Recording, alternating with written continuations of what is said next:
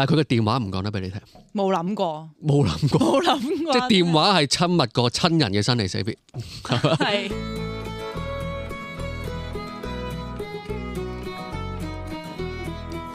大家好，歡迎大家收聽 Sex But True，Sex But True 奇奇咧咧性趣聞，我係安然，我係 Charis。咁我哋今日咧就會討論咧其中一集嘅圍爐取暖啦。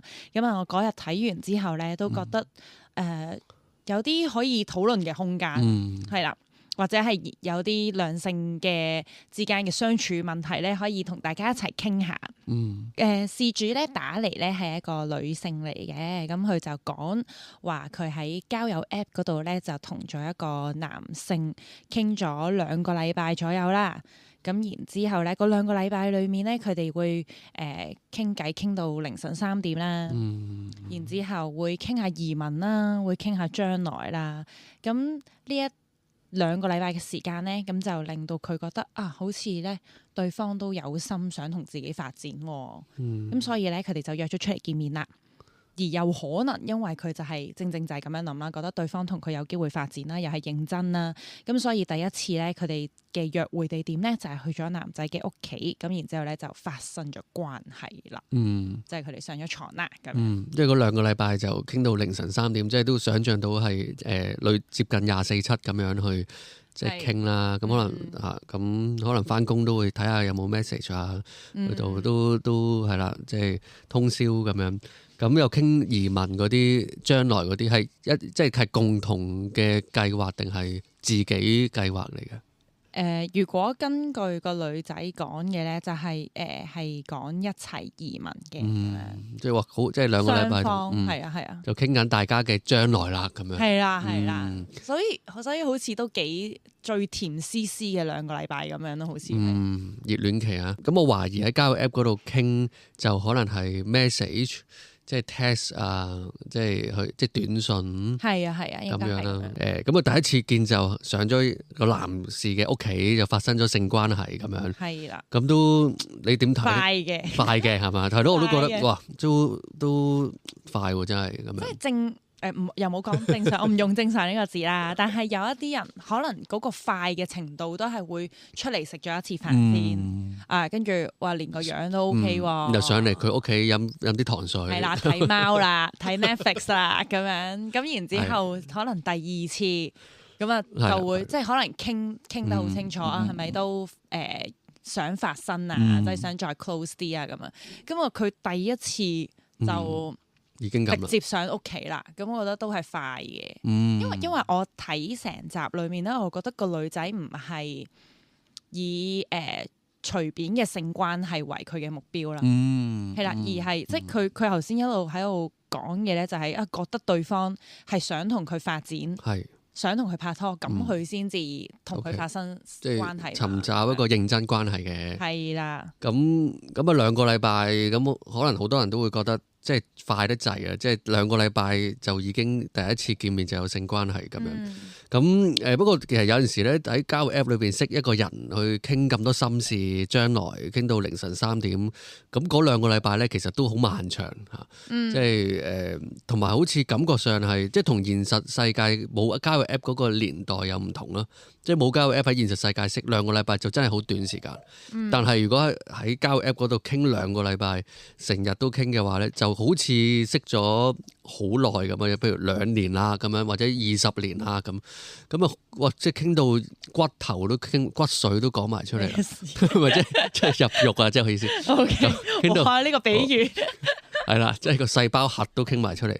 咁就所以可能對個女仔嚟講，其實我覺得唔快喎，我覺得都2年啦，即係咁啊，甚至乎傾到咁深入添咁樣。同埋可能佢會覺得好似遇到一個蘇眉咁樣，即係話2個禮拜裡面，我唔知佢哋傾咗幾多啦，可能佢哋真係傾咗好多先傾到凌晨3點。哇！你咁明我嘅，你又同我傾將來，而你嘅將來亦都係我都想嘅咁樣，咁可能佢就會覺得萬中無一，我遇到一個都想移民嘅人咁樣。即係我上一個蘇眉嘅屋企，好順理成章啫。即係識咗好咁多年啦，喺嗰2個禮拜，感覺上係咁多年啦。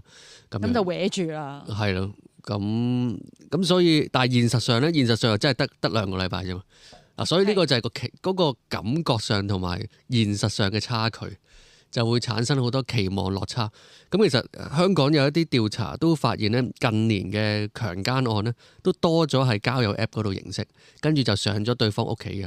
咁其實呢個都反映緊即係亦都有啲學者研究咧，發現交友 App 咧都有一啲類似暈船浪咁樣嘅效應啊，令到你咧覺得哇，即係暈下暈下。即係喺裏邊咧，因為你見唔到對方好多全面嘅資訊啊，佢個樣啊，佢個面部表情啊等等，於是乎咧，我哋就會傾向，即係譬如我哋淨係知道佢少少資訊，譬如佢嘅短信啦，佢可能係佔咗佢成個人嘅2% 嗰一刻，然後我哋就會將其餘嗰98%咧，我哋都會腦補埋嘅嚇，補足埋，咁我哋會填啊，咁通常都會嗰個腦補通常都會正面地腦補嘅。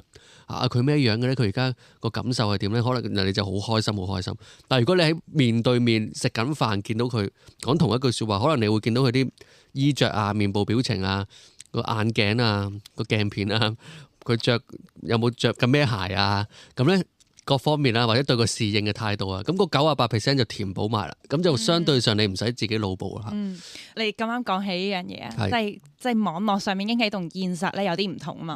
咁我醒起咧有一次，即係以前上堂嘅時候啦，大學上堂嘅時候，個 professor 講嘢咧就突然之間講啲好，我唔記得啦，即係講啲好好笑嘅嘢，定係佢講錯嘢，我覺得好好笑咁樣啦。咁我就即刻message 我個 friend 啦。咁我個 friend 嗰次咧就同我坐得好遠嘅，即係我只可以我眼見到佢，但係咧我就同唔到佢講，咁所以我就 message 佢。咁跟住之後咧，佢覆我咧就係好笑到喊嗰啲 emoji，狂笑狂 send sticker 出嚟咁樣。跟住我就諗住，哇！佢都覺得好開心喎。咁我就諗住同佢對眼拎個共鳴啦。跟住我一望佢，佢係目無表情。不過有個落差喺度咧，就係我以為佢 send 啲 emoji 出嚟，佢應該都係覺得哇超好笑咁樣。但係我一望過去，諗住有一啲共鳴嘅時候，跟住佢係耷低頭啦，跟住可能同一時間 send 緊好多個 message 啦，跟住係目無表情啦，眼神空洞啦，即係同我想象中或者我喺 WhatsApp 裏面見到嗰個樣係好唔同嘅咯，即係我即時咁樣睇。即係就算上緊堂佢唔適合大笑都好，佢都起碼忍下笑啊，或者佢啲眼神喺度笑緊啊。係啦。嗰啲都冇咁樣，都冇。OK。所以如果我唔係真實咁樣見到佢咧，我個腦咧都會自動腦補咗佢而家喺某個地方同我一齊，覺得好搞笑嘅。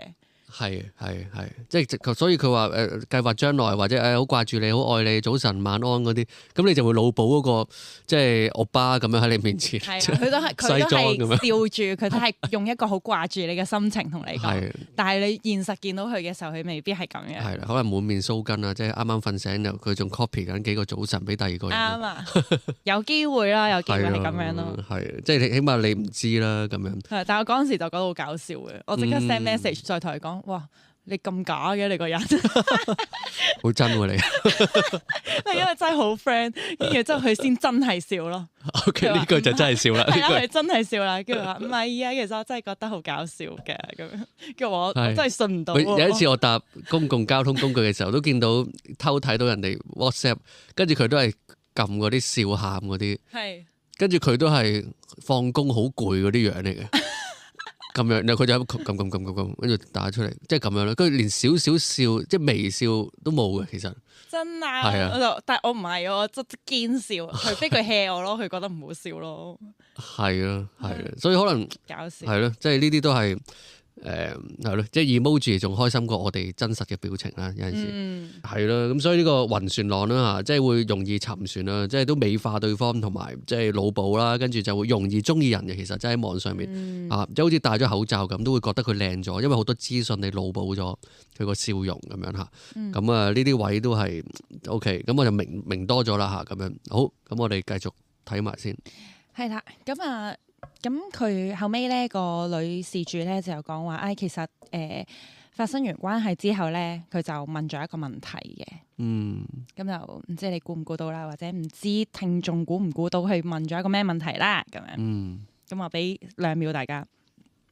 好，問即係佢呢完咗事之後啦，第一次性行為發生完之後，關係之後，咁啊佢就問咗佢問咗個男仔話，其實我哋而家係咩關係啊？咁樣，哇！呢個係好典型。我每一次去學校講性教育講座都會即係講好多其實情侶都會嘅有陣時，真係咩？就算情侶係清晰係情侶咧，佢都會再問多少少，你係咪真係愛我？啊，或者嗰個情侶關係可能 puppy love 啲嘅，咁啊好初步嘅，你係咪真係認真嘅？嗯，或者甚至乎你係咪會你會唔會同我結婚嘅將來？即係等等咯。如果即係我哋而家咩關係？即係有啲似亦都有啲 case 就係我哋而家即係點啊？即係咁樣係完咗事之後就會問咗呢個問題啦。咁但係其實諗深一層，即係點解要完咗事之後問呢？即係其實佢可以之前問嗱，其實之前係冇問嘅。冇問佢有講話之前又真係冇好明確咁問到大家係咩關係嘅。嗱，其實所以咧，其實佢話我哋咩關係，其實佢想明確啲嘅。係。而特別係發生完性行為之後，佢想明確個關係啦。係。OK，咁呢個係有趣嘅，呢個係常見嘅，同埋。可能佢本身都係有信心嘅，因為佢話即係頭嗰2個禮拜傾到咁，佢覺得對方都係對佢有意思，所以佢有一定嘅信心嘅。咁啊諗住對方會答到一個佢滿意答案啦。點知咧佢個男仔咧就冇直接回應佢嘅。OK，係啦，咁跟住之後咧，佢哋就今日天氣幾好喎，我哋不如知啦，咁懶食個早餐。好懶喎呢個題目，唔係嘅嗱。佢唔係問呢啲問題嘅，唔係佢唔係講呢啲話題嘅。佢話咧問完呢個問題咧，跟住之後個男仔冇直接回應佢之後咧，咁但係佢哋都有繼續 deep talk 嘅。咁啊，但係佢就冇喺個節目裡面講話佢哋傾咗啲咩話題啦。咁但係佢就講話佢哋有繼續 deep talk。咁啊，但係有趣嘅事又嚟啦。咁佢哋 deep talk 完之後咧，個女仔咧就又問咗佢一個問題啦。OK，你估下？哇，呢個好難。deep talk 完之後啊，係 deep talk 完之後，我哋幾時見家長？但係佢冇，會唔會快得滯？佢冇應佢，佢冇應佢嘛。我即係一開始已經冇，係啦，已經冇應啦嘛。嗰個第二條再問多一次，我哋咩關係？會唔會 ？OK，就唔係嘅。佢問咗一個問題咧，點解我哋唔交換電話號碼嘅？係咪好想像唔到啊？呢個問題。係。同埋有少少 sad 嘅感覺，即係點解你仲未有表示有少少？即係點解我哋仲未去到連電話都未有？係咯，點解我哋連電話都未有？突然之間，可能佢會覺得，怪怪地喎，原來我哋連電話都未有喎。點解我連你個名叫咩都唔知？咁啊，後尾咧個男仔就同佢講話，有 IG 咪得咯，IG 咪真係電話咁樣。咁啊。但係咧呢件即係佢咁樣講啦，咁但係個女事主咧後尾先即係回想啊，而家先覺得其實咧佢俾個 IG 咧都怪怪地嘅，就覺得咧即係裡面咧又冇 post 嘅，咁啊但係我覺得男仔冇 post 有陣時都可能正常嘅，即係唔中意出 post 咁樣，咁但係佢話個 account 咧即係嘅 follow 人嘅數目咧就寥寥可數啦，咁啊，但係全部都係女仔嚟嘅，咁佢就思疑緊會唔會係一個假 account 咧？咁樣，即係佢覺得怪怪地咁樣。即係佢其實嗰陣時之前都仲未連 IG 都未交換，係即係完咗事之後就冇電話喎，咁用住 IG 先，咁啊好啦，原來呢個係你嘅 IG，咦咁多女仔嘅咁樣就冇乜 post 嘅。係啦。OK。咁但係雖然佢覺得怪，咁但係咧佢都沉㗎啦，佢沉咗㗎啦，即係中意咗個男仔㗎啦，同埋咧亦都覺得好似怪怪地，但係佢都覺得呢個男仔係一個好人嚟嘅，唔衰得晒嘅咁樣。咁呢個都係呢個係個信心係大嘅，係啦，即係好難搞啊！即係 IG 都，唉，即係佢哋約見面係純粹喺個交友 app 嗰度約幾多點鐘喺邊度等咁樣咯。咩咪係咯，咪就係一上就已經係咯，即係因為佢個聯絡就係得個交友 app，即係佢連 WhatsApp 都要電話噶嘛。係啊，即係可能有啲人可能會話，不如我哋交換個電話啦。咁樣，咁但係佢講呢啲都冇嘅，咁所以其實大家淨係得個交友 app 嗰個平台咁樣。係啦，咁然之後咧，即係我咁樣聽到呢一度為止咧，我突然之間就諗起咧，好似近排喺 Reels 裏面睇到嘅一個內容啊，係講緊咧而家呢個世代嘅人嘅戀愛模式咧，係嗰個5個 stage，嗰5個 stage 係啦， stage 人哋係由拖手開始噶嘛，個 stage 1係啦，然之後到攬咁樣噶嘛，咁咧而家個戀愛模式嘅 stage 1咧就係先發生性行為，然之後咧第二個 stage 咧就係拖手，第3咧就係了解對方嘅家庭嘅 background，然之後第4咧就係問我哋而家係咩關係咧，第5你估下係咩？你叫咩名？哇，中啊，冇錯，即係有種調翻轉嘅感覺咯。而我一路喺度睇呢一個圍爐取暖嘅時候，我就諗起呢條 reels 咯。即係雖然未必每一個 stage 都中晒啦，咁但係佢的確好似有少少倒轉咗咁嘅，先做咗最親密嘅性行為啦，然之後咧就問我哋而家咩關係啦，跟住先攞電話咯。咁我就覺得又真係似喎，即係呢兩樣嘢好似有啲 match 喎咁。即係呢個5個 stage 咧，通常就係可能有啲大學生啦，咁佢哋就會大家報 stage，你 stage 幾啊？而家同你嘅伴侶，跟住就即係拖攬錫，跟住咧就有再親密嘅接觸啦，跟住性行為啦，跟住咧都即係咁。其實呢個 stage 咧，5個 stage 咧都係有個點講好咧，即係大家都有個 common sense 係覺得越入越即係越進心嗰個 stage 咧，就係越進心噶嘛，即係身體接觸咧就會越 close 啦，越親密程度越高啦，所以第5個先係性行為啦。咁但係頭先你講呢個故事啦，同埋你話新一代或者而家呢個年代啦，嗰個5個 stage 係調翻轉嘅。Stage 1咧就係已經係性行為，Stage 5就係你個身份，你叫咩名，你嘅可能多啲嘅內心世界，知多啲你係邊個咁樣。咁都幾有趣喎！即係我以前都聽過一個學者咧，佢就話咧，即係亞當夏娃咧，佢哋將嗰塊葉咧就遮住自己嘅性器官嚇，咁所以咧性器官性咧就係一個社會嘅一個遮住嘅位嚟嘅，即係唔容易公開去顯露或者談論啦咁樣。咁但係咧佢又話咧，而家呢個年代咧嗰塊葉咧就唔係遮喺性器官嗰度啦，就係遮喺自己個內心嗰度。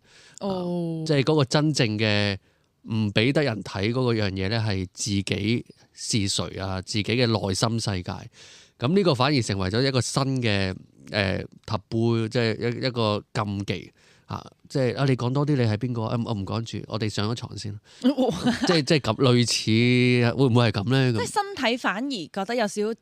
算唔算係身外物咁樣咧？即係內心反而係最脆弱嘅，唔係好想俾人知道。係啦，內心咧就驚啲啦，係啦。我寧願身體嗰個碰撞先同你，我都靈魂我都唔想同你有碰撞住。係啦，咁啊，因為咁又可能好多原因啦，即係驚失望啦，即係真正嘅相處亦都好多眼淚啊咁樣咯，係嘛？你覺得係咪咧？其實咧咁啊，會形容佢哋為係好似不打不相識咁樣咯，即係本身係一見到面好似打咗交先，打完場交啦，跟住化敵為友，然之後就握手啦，然之後就想做朋友你叫咩名啊？咁樣。冇錯啦，呢個比喻都有趣嘅，係咁好啊，咁但係又唔係喎，諗深一層，即係佢哋傾咗2個禮拜，佢個心靈已經交咗出嚟咯喎。係咯，係嘛？係啊，同埋即係一開頭其實個女仔講話，其實佢一開頭都係清醒嘅。即係對於呢個男仔，佢冇咁快沉船嘅，係啦。佢反而咧個男仔話同佢傾移民啊，傾任何嘢嘅時候，佢嗰陣時保持清醒咧，都係會講唔好咁快講呢啲嘢住啦，咁樣有 stop 一 stop 佢嘅。但係即係其實2個禮拜，好似你咁樣講啦，即係好似過咗2年咁啊嘛。咁可能佢清醒咧係得頭半年咯，可能得頭嗰3日咁樣啦。咁後尾嘅日以繼夜嘅傾偈咧，已經令佢沉咗船啦。即係同埋佢哋一開頭咧，佢話點解我懷疑佢點解會咁快由一開頭清醒變咗沉咗船咧？係因為咧個男仔咧有表露到一啲內心世界嘅，其實係啦，佢又講自己咧屋企嘅一啲生離死別嘅嘢咁，其實都好似好脆弱啊。係，即係咧呢啲即係都係講心事啦。咁講心事亦都會容易令人啊，即係你又講到咁 deep 啊，咁我又講 deep 啲啦。咁我講 deep 啲，你又講 deep啲，大家個好就好 close 啊！大家個心個靈魂已經接觸咗咯。咁我哋之後第一次見面就肉體接觸，咁佢就會覺得我個 stage 都係第一步係心靈先，然後先至最後 stage 5啫嘛，2個禮拜啫嘛，雖然係咁，但係已經 stage 5咯，咁樣。咁不過咧，我就會覺得即係喺個 app 裏邊所講嘅嘢咧，究竟係有幾多成真咧？即係我都有個問號啊！咁會唔會嗰個內心咧係？即係佢重複咗好多次，或者偽裝嗰個內心，佢覺得係 ready 去同人分享嘅嗰個內心，甚至乎係可以令到人哋容易以為我已經將個內心交咗出嚟。但係佢真正嘅內心可能係未交出嚟嘅。譬如真正佢嘅自己嘅身份，佢嘅內心世界，譬如佢個電話號碼，其實都係好進入到佢個內心嘅一個好個人嘅資料。佢嘅真正嘅 IG。可能有埋佢朋友嘅相嘅 IG，咁呢一啲咧佢就遲都唔俾佢。咁但係佢好奇怪，佢連親人嘅生離死別都講得俾你聽，但係佢嘅電話唔講得俾你聽。冇諗過，即係電話係親密過親人嘅生離死別。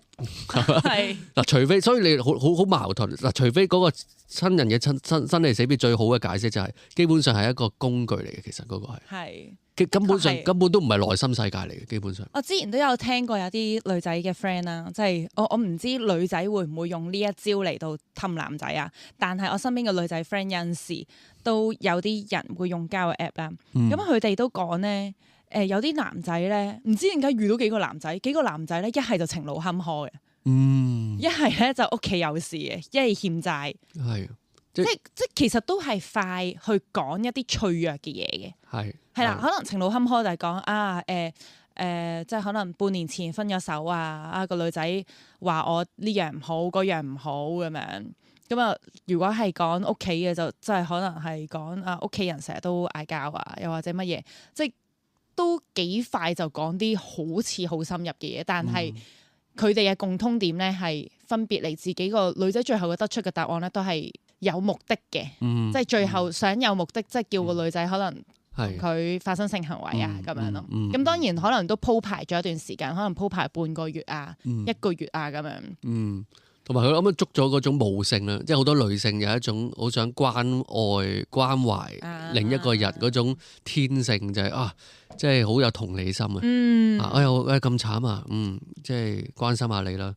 咁多謝你啊！即係嗰種咯。咁其實好多騙案全部都係講軟弱先嘅嘛。即係所有呃錢都係我屋企人生咗 cancer，跟住要籌緊2000萬咁樣。即係所有都係用軟弱嚟做個基礎。咁所以其實我覺得呢個都係即係其實都難分㗎。我覺得如果對於嗰啲啱啱認識嘅朋友仔嚟講，係啊難分嘅。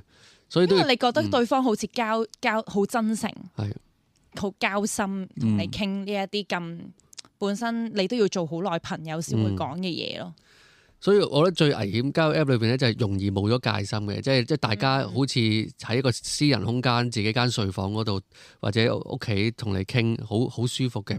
但係其實最需要戒心嘅就係交友 app。其實佢任何講啲乜嘢你都打個8折。咁係比較安全啲，即係有個戒心先。睇定啲先，佢咁講睇定啲先，全部都係咁就唔好信到10足10啊。咁但係好麻煩嘅嘢就係，但係你身處個環境就係最舒服、最容易放低戒心嘅，可能係你嘅睡房咁樣。咁所以呢個位都係有啲難搞啦。好，好啊，咁繼續啦。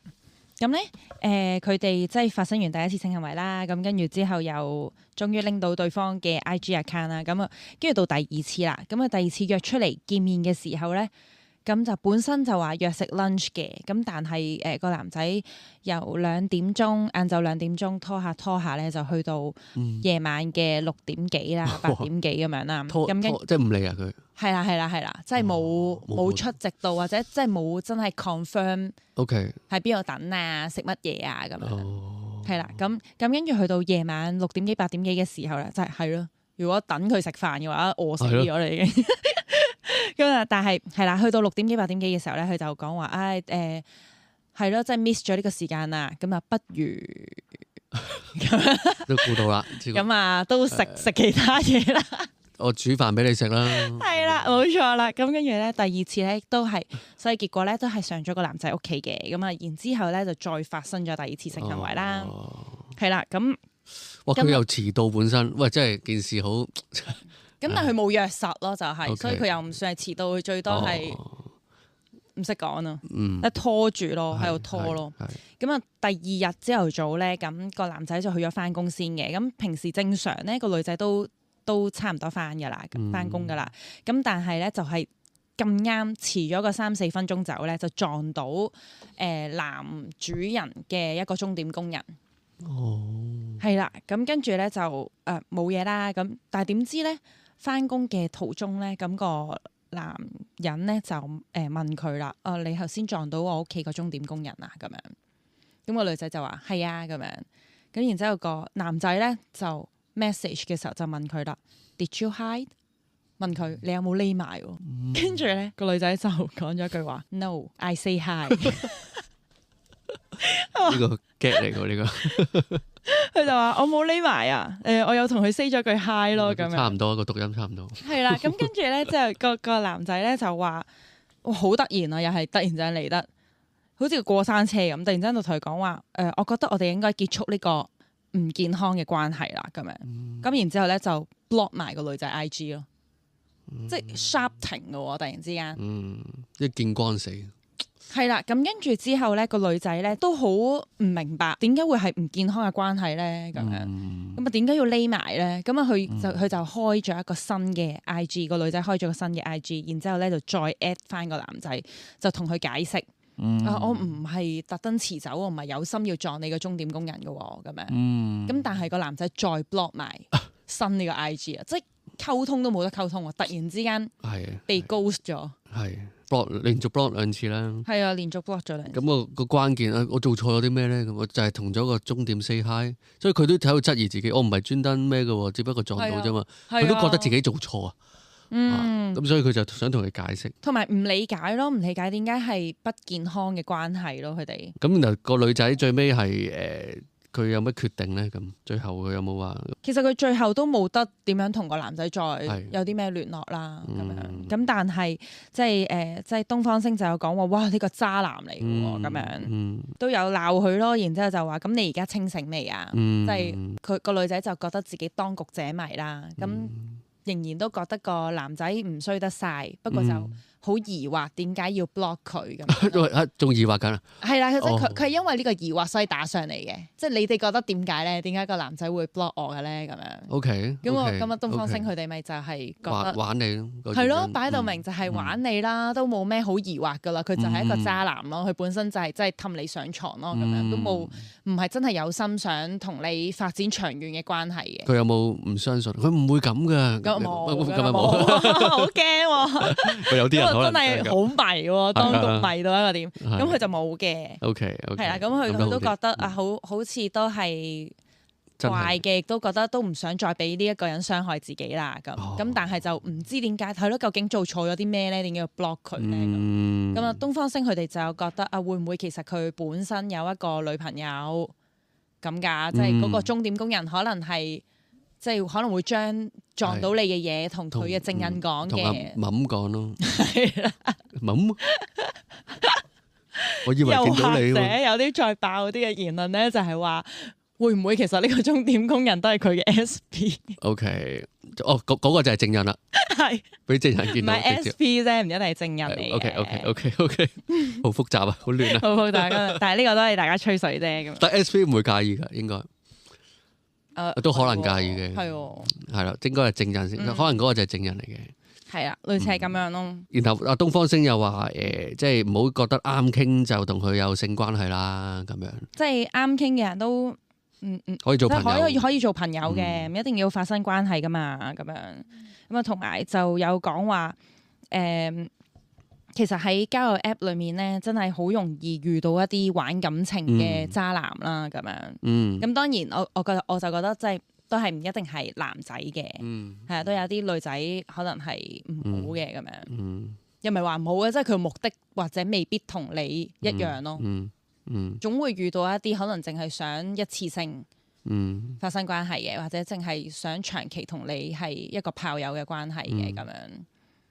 咁但係我覺得呢啲你要講到明咯。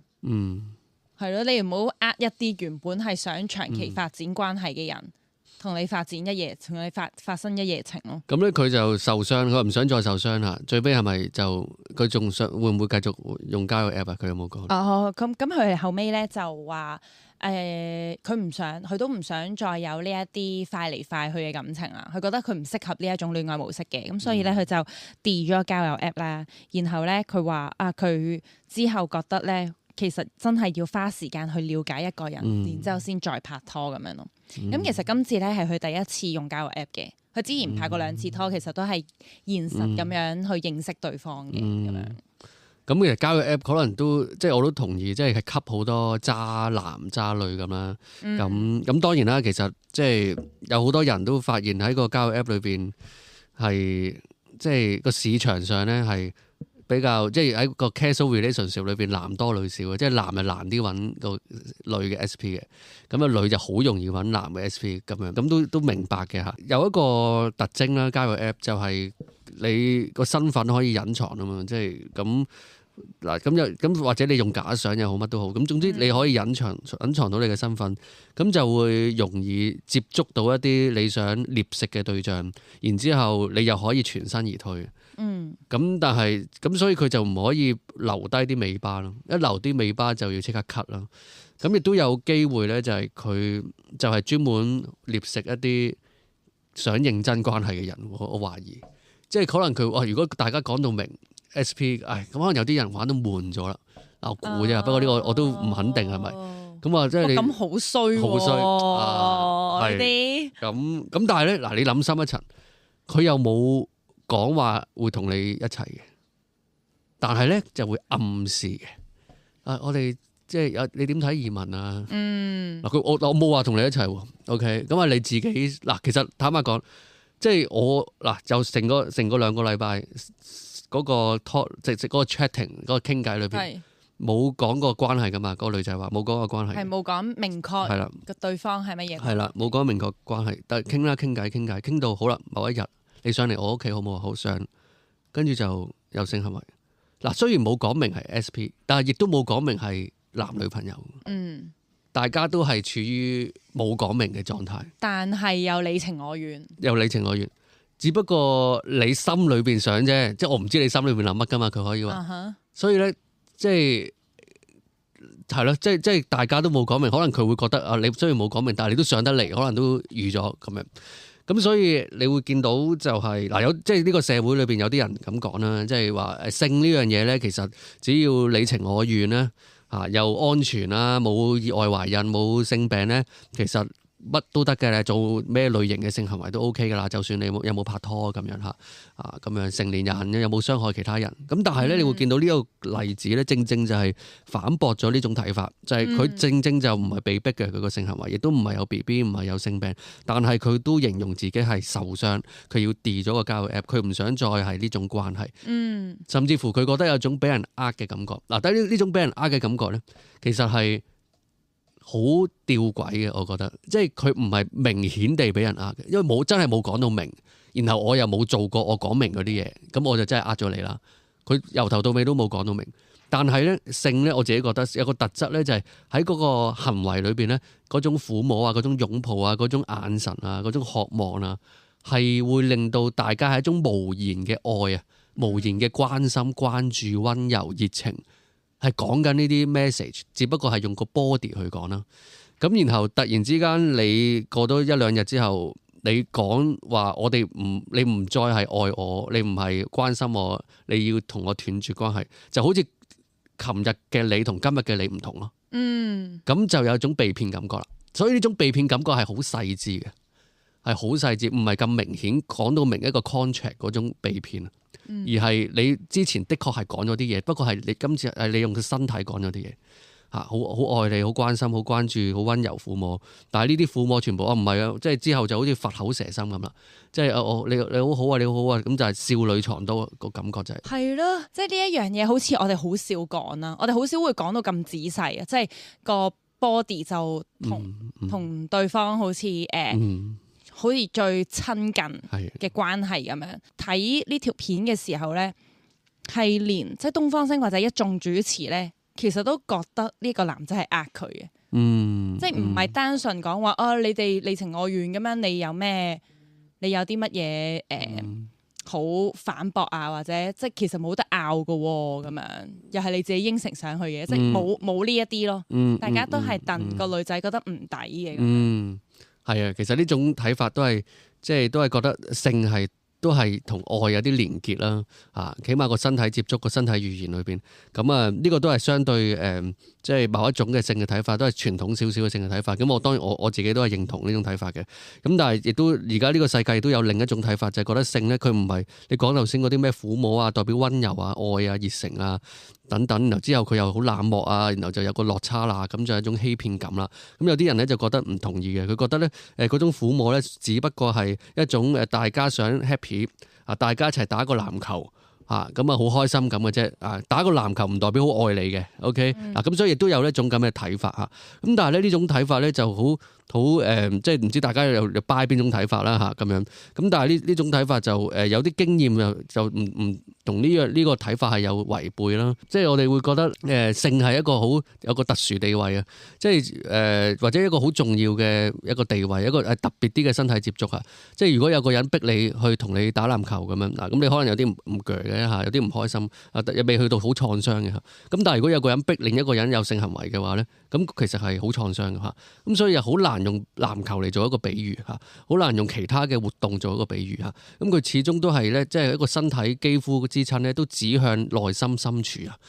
咁如果係咁咧，就即係頭先我講嗰個某一種對性嘅睇法啊，就係只要自願安全咧，即係個安全係講緊懷孕同埋冇懷孕同埋性病啦，冇意外懷孕同埋性病，咁就乜都得㗎啦咁樣。咁似乎咧又未必係咁喎，個安全似乎可能要去埋關係上、情感上嘅即係嘅考慮喎。咁同埋我覺得而家呢個社會就越嚟越重視精神健康啦。咁其實基本上即使佢身體裏邊冇少過一忽肉亦都冇一啲身體上嘅後遺症都好啦，但係佢個情感上佢嘅情緒會唔會有帶嚟影響咧？會唔會有影響佢下一段嘅感情啊？咁樣咧，咁呢一啲其實都唔代表冇影響喎。係咯，咁最後啦，其實都想一齊傾下，即係唔知大家點樣睇話花時間去了解一個人先至開始啊？即係又或者啲人成日都會，即係其實我估啊呢個。呢一個嘅女事主其實一開頭都覺得自己都花足夠嘅時間，或者都可能覺得自己對呢個男仔有一定程度上嘅了解嘅。我覺得即係當下嘅佢，咁佢先至會覺得對方係想同佢發展，咁佢先會同佢有床上嘅關係嘅。我覺得，咁但係咧，原來即係都有一啲再客觀啲嘅方法啦，去睇下或者去係咯，俾我哋去辨別一下，其實我哋係咪真係有花足夠嘅時間去了解對方呢？咁我覺得都係一個幾好嘅參考嚟嘅咁樣。好。咁我上網揾咧就見到有一個咧叫做情侶拍拖尺度表啊，或者交往尺度表，即係有可能係未拍拖嘅咁樣，有1到8級，第一級咧就係最基礎嘅，咁咧就係友誼啦。咁佢講緊咧，可能即係一開頭咧，由一啲大家作為一個基本嘅朋友去開始先啦。咁當然啦，你覺得作為呢一個朋友嘅時間係幾長咧？係2個月啊，定3個月啊？咁呢一個就係你自己去定啦，定係5年咧？咁樣其實係講緊有啲基礎嘅朋友之間嘅互動。即係有啲人就話你中意一個人之前咧，你同佢做咗 friend 先。咁即係譬如頭先你講啊，即係幾個月至到幾年咁樣。係啦，係啦。咁起碼基礎啲先啦，認識得。係啦，講下啲即係你唔使一嚟就同人哋講話隻狗死咗啊，而家好 sad 啊。係啦，但反而咧講下可能興趣啊，講下你中意食咩啊，講下近排你中意睇咩 Netflix 啊，唔使咁快一定要一齊睇嘅，講下你自己中意睇邊套先咁樣。係啦，咁呢個第一級啦，第二級咧就係好似有啲好感啦。咁你可以有啲默默嘅關心。咁其實咧我自己咁樣睇咧，第2級咧都已經有啲 sweet 噶啦。默默嗰種嘅感覺係我留意下你。係啦，可能留意偷望下你。係啦，即係如果係同事或者朋友或者大學同學咁啊，可能佢會成日望下你啦，觀察你啦，今日過得點啦咁樣。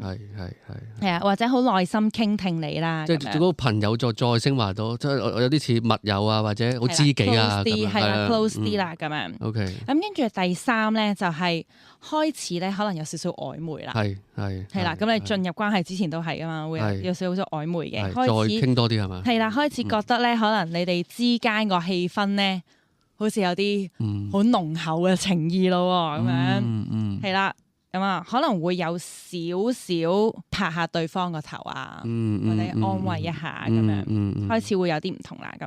咁第四咧，約會啦，一齊去睇戲啊，然之後可能去下啲大澳行下，即係都真係一啲精心預備嘅約會咁樣啦。去個餐廳啊，或者食個晚飯啊。咁跟住之後拍拖啦，咁啊真係拖手啦。係啦，咁樣。咁第五個 stage 就係拖手啦。係啦，拖手啦，咁樣。咁啊，然之後第六咧就係再多少少啦，就係會挨膊頭啦，咁樣。係啦，咁好似越嚟越多啦。咁第七咧就係可以親吻啦，咁樣就錫佢啦。第八咧就係因為咧你頭嗰7個級別咧都已經有咗一定嘅程度嘅基礎啦。咁你第八咧其實咧就係嗰個靈魂嘅共鳴。我覺得都幾得意嘅，有呢一啲尺度表。即係第8個位先係交心喎，其實，咁其實好。佢講嗰種嘅交心咧，其實你前邊都有交心嘅，但係咧去到第8級咧，有陣時已經係講緊你趌起條尾。OK。我有少少估到你係點樣啦。OK。即係可能你我今日見到你唔係好食得落飯喎。平時嘅你唔係咁噶嘛。咁我估到啦，你可能今日有啲沮喪。心有靈犀啦，係咯，多啲喺生活多啲嘅交織啦，真係都堅定想同對方一齊再行佢哋嘅未來啊咁樣。咁我覺得係幾好嘅，即係有種即係循序漸進，真係去了解越嚟越認識一個人嘅感覺咯。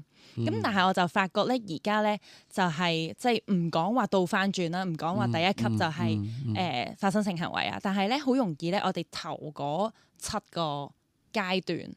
可能係濃縮咗，即係可能2個禮拜之內就發生咁樣。咁甚或至其實我覺得有陣時可能已經 skip 咗，例如友誼啦，例如 skip 咗默默關心啦，即係好似可能連曖昧期都好短咁樣。即係而家好似係由第一夜咧就已經係曖昧2個禮拜，曖昧咧就當係建立友誼嗰段時間，跟住之後就約會啦。有啲人咧，佢哋即係互相表白咗，或者大家都知道大家中意對方，但係可能啱啱識嘅啫，其實。咁但係咧就會覺得，咁我由友誼開始咁啊有排啦，咁樣咁就大家都忍唔住，大家嗰種濃情厚意咁樣。咁但係咧，頭先聽你所講咧，其實都有啲危險，因為嗰個基礎都未建立好，其實你都唔係好識佢啲乜啊，但係就覺得好有 feel 咁咯。咁但係可能真係強，即係令到自己或者同對方講，不如我哋花多啲時間做咗 friend 先啦。雖然大家都有一個目標係想拍拖啦，咁但係不如做下 friend，咁會唔會循序漸進啊？咁又好似係一個方法喎，咁樣嚇。咁啊，令到大家嗰個腳步好似故意地減慢少少先嚇。咁都幾有趣呢個講法啊！我覺得。同埋我覺得有陣時咧，如果係由朋友或者同事嘅關係開始咧，你留意到嘅嘢咧係都特別嘅，即係你可以預想到將來佢拍拖係會發生咩事咯。即係例如佢做 group project 嘅時候，或者佢我唔知佢喺工作上面遇到啲難題嘅時候，佢係通常係點樣去面對嘅咯？即係佢係逃避啊，佢係發爛渣啊，然之後一粒聲都唔出就走咗去啊，定係將啲責任卸晒俾身邊嗰啲人，即係自己永遠係啱啊，即係定係佢係一個好負責任嘅人咧咁樣。咁我覺得呢啲咧係由未係曖昧之前留意到咧，都好緊要咯。即係唔會話你拍咗拖之後先發現，喂，頭嗰2個禮拜明明你好 sweet 嘅，我估唔到你面對困難嘅時候，原來就係咁嘅，即係大崩潰。然之後呢一樣就成咗佢哋分手嘅原因。係咯，即係因誤會而結合，因了解而分開。就通常就係咁樣啦。呢個都係倒翻轉係咪？係啊，即係佢係啦，冇錯啦。因為我哋唔知點解一齊嘅，好中意佢咯，誤會而結合。咁咧，咁其實如果最好咧，就係按翻你頭先嗰8個 stage 啊。而家我哋新嘅 stage 啊，就係8個 stage。咁咧就係可以係因了解而結合啦。然後就永遠都不分開啦。咁樣。係啊，咁啊，大家可以參考下啦，或者即係如果你揾到類似嘅一啲交往尺度表啊，咁你都可以係咯，都可以 DM 我哋，同我哋交流下嘅。即係如果你覺得你嗰個更好嘅，咁樣都可以一齊分享下啦，同我哋嘅聽眾。其實交友 app 的確係一個工具咯，即係佢用交友 app 咧，但係佢都可以保持清醒地試下跟呢8個階段咯。係咯，即係你只係開咗個認識朋友嘅範圍，係你可以接觸到啲即係你住九龍嘅，即係識到啲新界區嘅人。咁啊，但係你都可以約出嚟真實見面，都真係可以做咗一段時間朋友先。係呢個好緊要。如果你將交友 app 當咗係取代咗嗰頭嗰幾個 step 咧，咁就唔係太好啦，即係就唔係幾健康地使用。但係如果你當嗰交友 app 係純粹係開啟你進入第一個 stage 啫，咁就爭好遠。咁你就要當自己好似從來未認識佢咁，然後你真係第一次見佢，你先至開始認識佢，咁咧會成件事就會嚟得係咯，保險啲啊，或者認識多啲啦，會嚇。係就唔好用咗交友 app 嚟到當咗係你哋喺網上面拍咗拖咯。係啦，而係佢只係即係你平時嗰個嘅工作環境真係全部已婚人士，冇錯，全部都係自己同性別嘅咁樣，咁啊的確係一個唔錯嘅工具咯。咁我哋點樣去善用或者用到呢一個工具嘅好處，都係好緊要嘅。咁啊，希望大家都可以聰明地使用。係咯，即係我諗今日呢個社會啦，都係覺得大家都好孤獨啊，好想咧去建立關係啦。咁可能透過科技，有陣時都會有個好處啊，就係好快咧去接觸到好多人啊。咁但係咧就大家都係隔咗好多距離，其實嚇，即係可能即係會投放咗一啲過多嘅情感，或者錯誤投放咗好多情感。去到現實嘅時候咧，就可能會即係帶嚟一啲傷害啦。原來性亦都有一啲特質係仲有情感上嘅一啲好強嘅期望啦、連結啦，好想同佢拍拖啊等等啦。咁所以咧，今集咧都透過呢個故事，又俾大家又可以再諗多啲啦，關於關係同埋愛嗰個進展。今集時間我哋講到呢度啦。如果大家有啲咩疑問或者有啲睇法，都可以 DM 我哋嘅 IG says but true 都可以咧，即係喺 Apple Podcast 嗰度有 comment 留言啦，俾5星星我哋鼓勵我哋繼續去分享更多關於性啦、兩性嘅趣聞俾大家聽。咁我哋今集時間去到呢度，我哋下集再見，拜拜。拜拜。